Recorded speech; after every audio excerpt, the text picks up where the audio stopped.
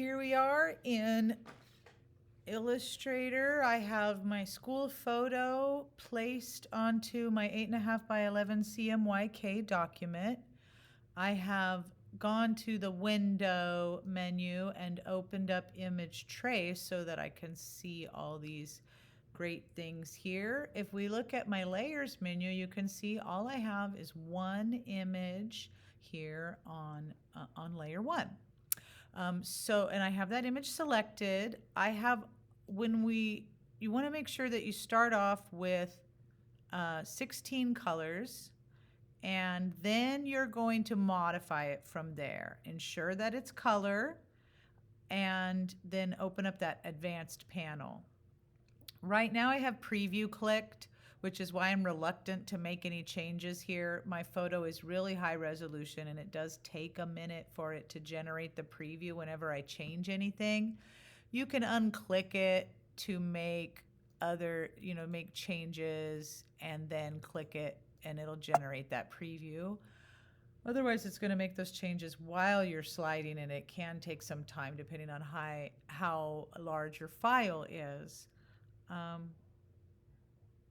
Interesting. That didn't really seem to make much difference, but I'm going to undo it because what I had done previously was set it to 16 colors and then modified the colors a little bit here. You could crank it down. Fewer colors is ideal if you were going to be doing a lot of work on this, including if we can turn these images into vinyl stickers.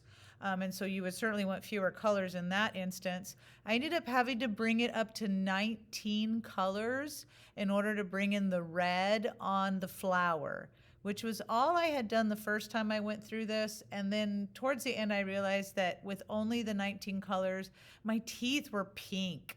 And I brought it all the way up to 30 to just have them be not as pink or tan and just a little bit more white there. It also brought the whites in my eyes out a little bit more. What we're going to do is change some of the coloring, and I just was unable to get my teeth to be white. So I ended up going with the maximum colors under 16 color option. Please don't go over 30. It'll just be too much for you. So this is just a preview of the tracing. If you go to the properties menu and notice again, my layers just show that one image there.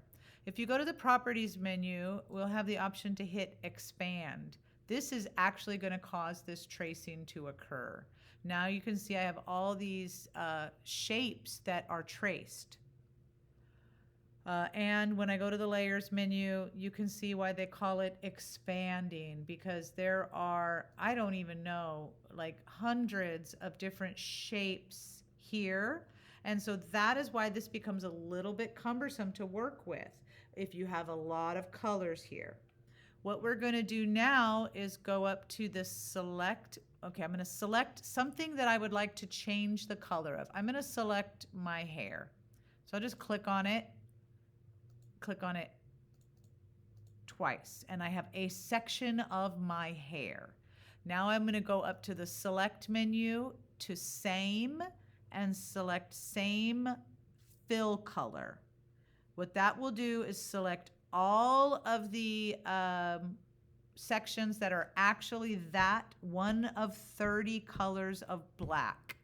Now I'm going to go to the properties menu and I'm just going to change the color of the fill.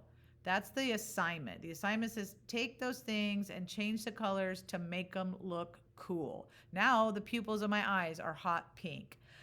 What I would do prior to getting this done is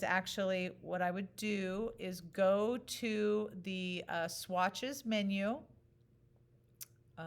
which I guess is easiest to get to by clicking on that. And so here's my swatches menu, and I would add some colors in here.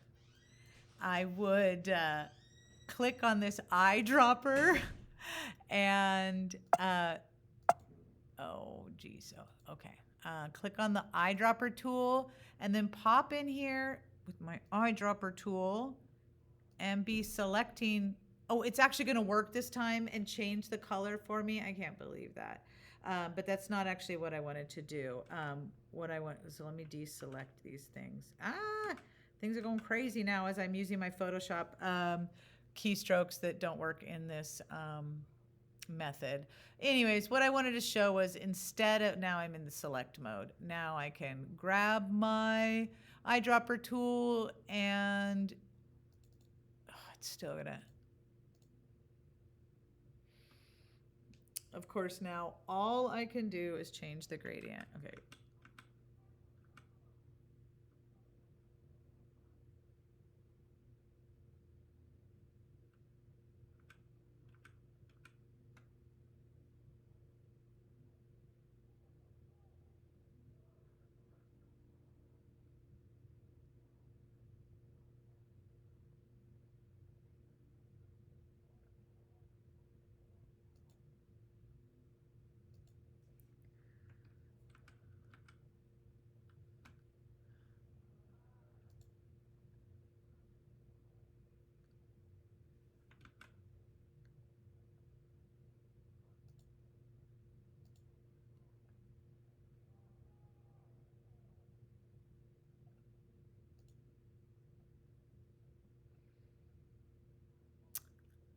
Now I will select the flower, the red of my flower, select same fill color. Doesn't look like I really got the red of the flower there though. So one thing I might want to do is go to my layers menu, and you can scroll down and see where the little blue is, what actually got selected. If I select something a little larger.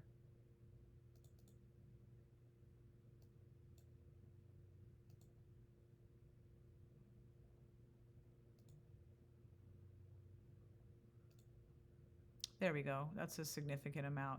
If I had fewer colors when I did the tracing, then, when I selected that red, it would pick up more because there's maybe 3 colors of the red here, 3 shades of red there.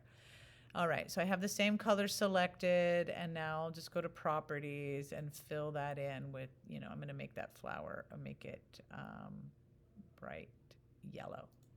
So what I would recommend before you go in here doing this is to add some swatches to your color menu, because that's one of the frustrating things I found in Illustrator that I haven't figured out how to work around, is that you are only able to kind of use these colors that are here in the swatches menu. So if there are certain colors that you're going to want to use, you may want to get them here in the swatches menu before you start doing this, selecting different areas. All right, so the next thing I wanted to do is just, grab another section of my hair and make it a different color of pink. Select same fill color, and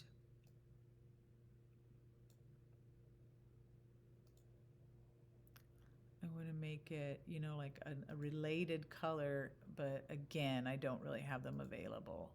I don't have all the colors I want available. That looks slightly different from the magenta that I put there before. Oh, cool. It'll let me modify it there. Awesome. That's what I want. Give me some darker colors of those pinks. Yeah. All right. So honestly, I think this would be a lot easier and give me better results if I had gone for fewer colors. Just want to click on something so I can.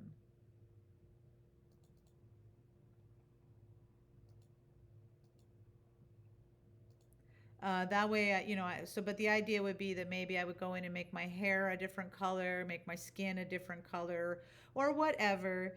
But that's the idea. I'd like for you to take 4 areas and change them all, take all of the colors of that same area and change them to a different color, and make it kind of look cool. And